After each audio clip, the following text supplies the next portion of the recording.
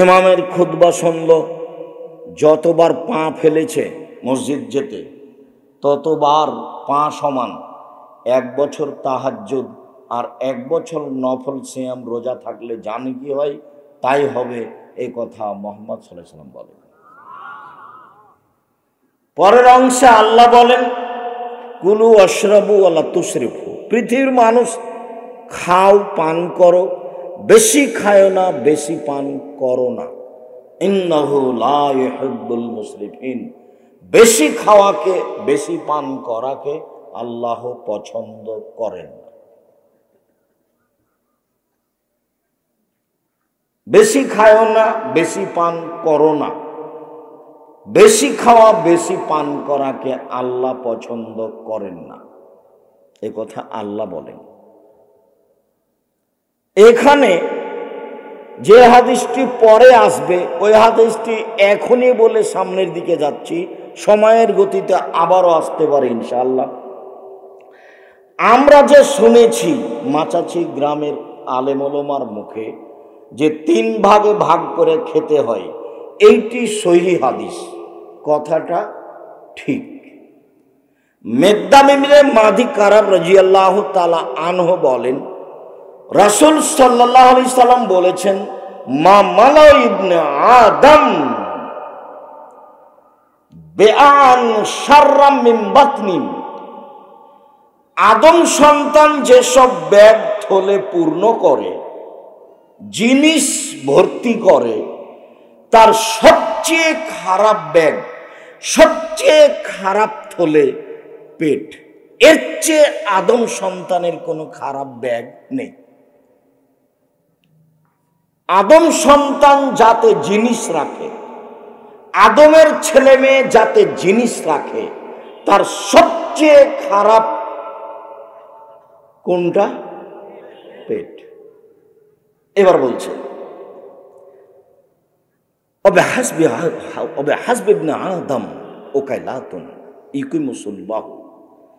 আদম সন্তানের জন্য কয়েক লোকমাই যথেষ্ট, যাতে সে চলতে পারবে, নিজেকে কন্ট্রোলে রাখতে পারবে। আদম সন্তানের জন্য কয়েক লোকমাই যথেষ্ট, যাতে সে চলতে পারবে, পিঠের দাঁড়িটা ঠিক রাখতে পারবে। ইনকানালা মহালতা, শেষ পর্যন্ত যদি তাকে খাওয়াই লাগে তো 16 শুনলে তমেহি, অসলো শুনলে সারাবেহি, অসলো শুনলে নাফসেহি। 3 ভাগের 1 ভাগ খাদ্য, 1 ভাগ পানি, 1 ভাগ শ্বাস প্রশ্বাস। খাদ্য বেশি হলে শ্বাস প্রশ্বাসের সমস্যা হবেই, কাউকে বলা লাগবে না। কয়দিন পরে এর অসুস্থতা আসবেই, একে রোগ ব্যাধি ধরবেই। পানি বেশি হলে শ্বাস প্রশ্বাসের অসুবিধা হবেই, বদহজম হবেই, এর ক্ষতি হবেই, কাউকে বলা লাগবে না। শ্বাসের জন্য একটা অংশ রেখে দিতে হবে, তাহলে খাওয়া কম আসতে হবে, পান করা কম আসতে হবে, তাহলে শ্বাস প্রশ্বাস ঠিক থাকবে। এ কথা মুহাম্মদ সাল্লাল্লাহু আলাইহি সাল্লাম বলেন, হাদিস সহিহ। যেখানে যান খুব পর্যাপ্ত পরিমাণে খেয়ে নেবেন, এটা যেন হিসাব না থাকে। এটা হলো আত্মার পূজা করা। যে কথা শুনেছেন এ কথা সহিহ হাদিস দ্বারা প্রমাণিত, কাজে এ কথা বলে রাখলাম, মনে থাকে যেন। 3 ভাগে খেতে হবে, এ কথাই ঠিক। এটা আল্লাহর নবী বলেছেন, তাতে শ্বাস প্রশ্বাসের সুবিধা থাকবে। উমর ইবনে আবি সালামা বলেন, উমর, উম্মু সালমার ছেলে উমর, আবু সালমার ছেলে উমর। ঘটনা হলো এই যে উম্মু সালমা, আবু সালমা, তারা 2 জন স্বামী স্ত্রী বাহির থেকে এসে মদিনায় থাকতেন। হঠাৎ একদিন আবু সালমা মারা গেলেন। তা আল্লাহর নবী দেখতে গেলেন, দেখলেন গিয়ে চোখগুলি খোলা আছে। তো তিনি গিয়ে হাত দিয়ে চোখগুলি বন্ধ করলেন আর বললেন, দেখো, যখন আত্মা বের হয় তখন চক্ষু দেখতে থাকে, দেখি কিভাবে আত্মা বের হয়। বের হয়ে যায় আর দেহ অকেজ হয়ে যায়, তখন এই খোলা চক্ষু আর এই দেহ বন্ধ করতে পারে না, এই জন্য চক্ষুটা খোলাই থেকে যায়। যারা পাশে থাকে তারা যেন বন্ধ করে, তাড়াহুড়া করে, কেন শরীর ঠান্ডা হয়ে গেলে এই চক্ষু বন্ধ করা যাবে না। কথা বোঝা যায়নি মনে হয়? হাদিস বুখারী মুসলিম, রাসূল সাল্লাল্লাহু আলাইহি ওয়াসাল্লাম এভাবেই বলছেন। তো এইটুকু বলতে বাড়িতে সব হইচই করে কেঁদে উঠলো। তখন আল্লাহ রসুল বলছেন, না না না না না, তোমরা যা বলছো এইসব কথার উপরে ফেরেশতা আমিন বলছেন, এইভাবে কান্নাকাটি করো না। উম্মে সালমা, তুমি আল্লাহর কাছে দোয়া করো, তোমার এইখানে জানো আল্লাহ এর চেয়ে একটা ভালো মানুষ দেয়। তখন উম্মে সালমা বলছেন, বলেন কি আপনি? আবু সালমার চেয়ে ভালো মানুষ কেউ আছে? এইটাই তো আমি জানি না। তো আবু সালমা মারা গেল, সেইখানে আমি তার চেয়ে একটা ভালো স্বামী চাইবো, এটা কেমনে হয়?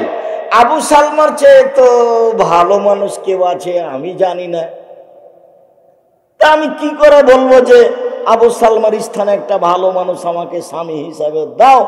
তখন আল্লাহ রসুল বললেন, দোয়া করো তো। কদিন পর আল্লাহ রসুল বিবাহের প্রস্তাব দিলেন।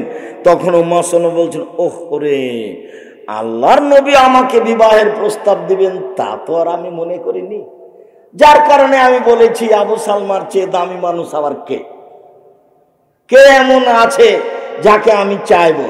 তো যাক, আল্লাহ রসুল যখন বিবাহের প্রস্তাব দিলেন তখন আমি বললাম, আল্লাহর নবী, বিবেচনার বিষয় এক, আমি হচ্ছি গ্রামের মহিলা, আপনি হচ্ছেন শহরের মানুষ, মিল খাবে তো? দুই, আল্লাহর নবী, আমি হচ্ছি বিধবা মহিলা, আমার স্বামী ছিল, আমি তার সাথে সংসার করেছি, আপনার সাথে সংসার করব, তখন যে কেমন হবে ভাববার বিষয়। আল্লাহর নবী, আমার আগেকার স্বামীর সন্তান আছে, আপনার সংসারে যখন আসব তখন ওই সন্তানও আমার সাথে আসবে, বিবেচনার বিষয়। তো আল্লাহ রাসূল বললেন, উম্মে সালমা, বিবেচনা করেই প্রস্তাব দিয়েছি। ওই ঘরের ছেলে উমর, এই উমরকে সাথে নিয়ে আল্লাহর নবী খেতে বসেছেন। এখন কথা শুরু হলো, ওই ছেলেকে সাথে নিয়ে আল্লাহর নবী খেতে বসেছেন। তো উমর বলছেন যে তাতি শুইয়া দিফি সাফা, খেতে বসলে আমার হাতটা প্লেটের এখানে সেখানে যায়, একবার এখান থেকে নি, একবার এখান থেকে নি, একবার এখান থেকে নি। দৃশ্য দেখে আল্লাহ রাসূল বলেন, এক, শামিল্লাহ, বিসমিল্লাহ বলো, কুল বিয়ামিনিক, ডান হাতে খাও, কুল মিমাইয়ালিক, পাশ থেকে খাও। একসাথে তিনটা কথা বললেন। এই তিনটা কথা নিয়ে আজকে কিছু হাদিস অনুবাদ হবে, এক খেয়ালে চেয়ে থাকবেন। দোকানপাটে যারা আছেন, দোকানপাটে লেনদেন বন্ধ করে এদিকে খেয়াল করবেন, দয়া করে কোনো কাজ দেখায়েন না। আর এই সময়তে বোকামির পরিচয় দিয়ে আপনিও দোকানে কিছু কিনতে যায়েন না। গ্রাম দেশবাসী মারা খাননি, জিনিসপত্র আছে। আমরা একদিনও হাটের বাজারে যাই না, তবুও তো বেঁচে আছি। আমার জীবনে কোনোদিন আমি চায়ের স্টলে দোকানে বসিনি, বেঁচে আছি তো, কোনো দিন বসিনি। 97 সালে নদাপাড়ায় এসেছি। নদাপাড়ার দোকানদার আমাকে জানে, কিন্তু ও কোনোদিন আমাকে পাশ থেকে দেখেছি কিনা তা আমি জানি।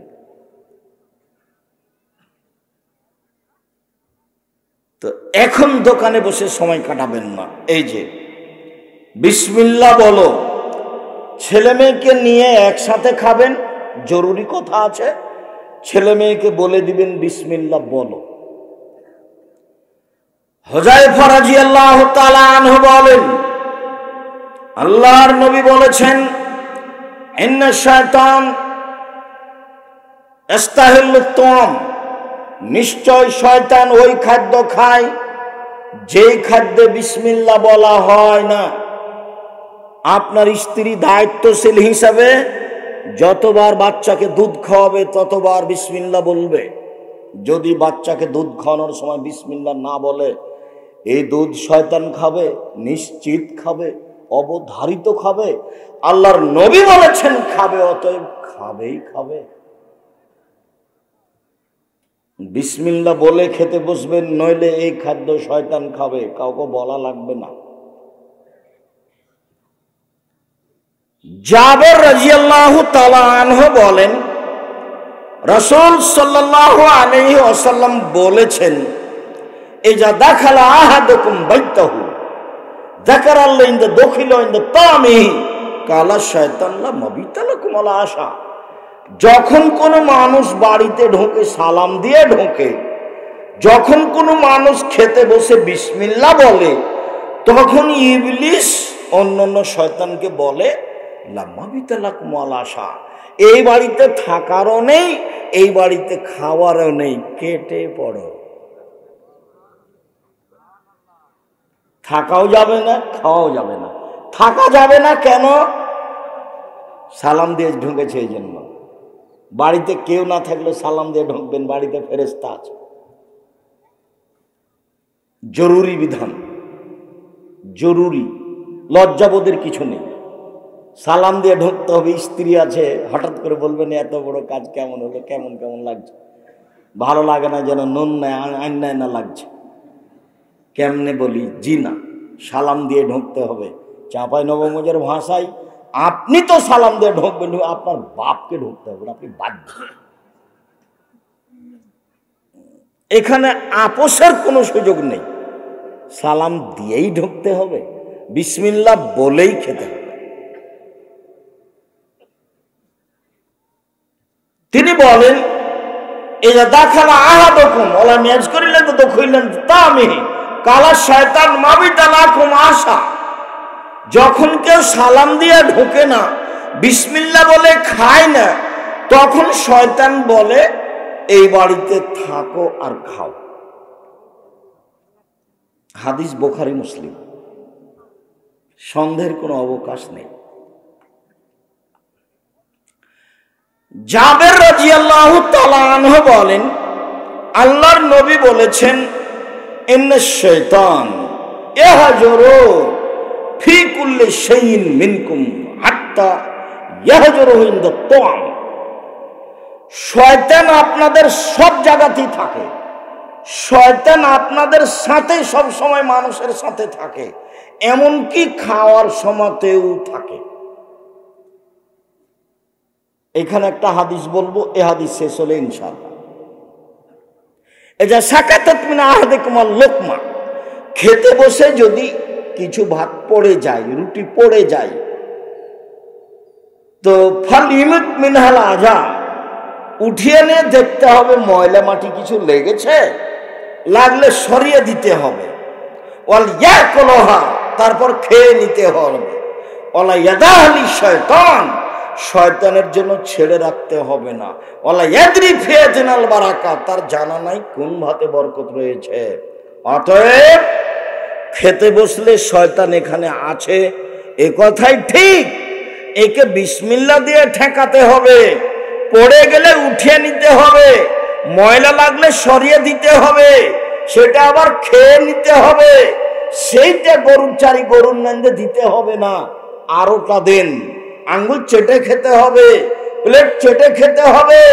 তোমার জানা নাই কোন ভাতে বরকত রয়েছে, পড়ে গেছিল সেটা রেখে দিয়েছ, বাড়ি থেকে বরকত চলে গেছে, ওটা শয়তান খেয়েছে। স্বামী স্ত্রী মিলে যদি প্রতি মাসে 2 লক্ষ টাকা ইনকাম করেন, বুঝতে পারবেন না কিভাবে আসে আর কিভাবে যায়। আব্দুর রাজ্জাক সাহেব মকতুমে দাওয়াতের জন্য বলেছিল, দিনের জন্য 10 টাকা দেন, কিন্তু দিনই উঠেছে, বুঝলাম না। এটা আসবে আর যাবে, তখন বুঝতে হবে বরকত নেই। আসে স্বাভাবিকভাবে যায়, তখন বুঝতে হবে বরকত আছে। নিজে খেলাম, বাপ মাকে দিলাম, ফকিরকে দিলাম, প্রতিষ্ঠানে দিলাম, দেখি কিছু আছে, তখন বুঝতে হবে বরকত আছে। খুব সাবধান।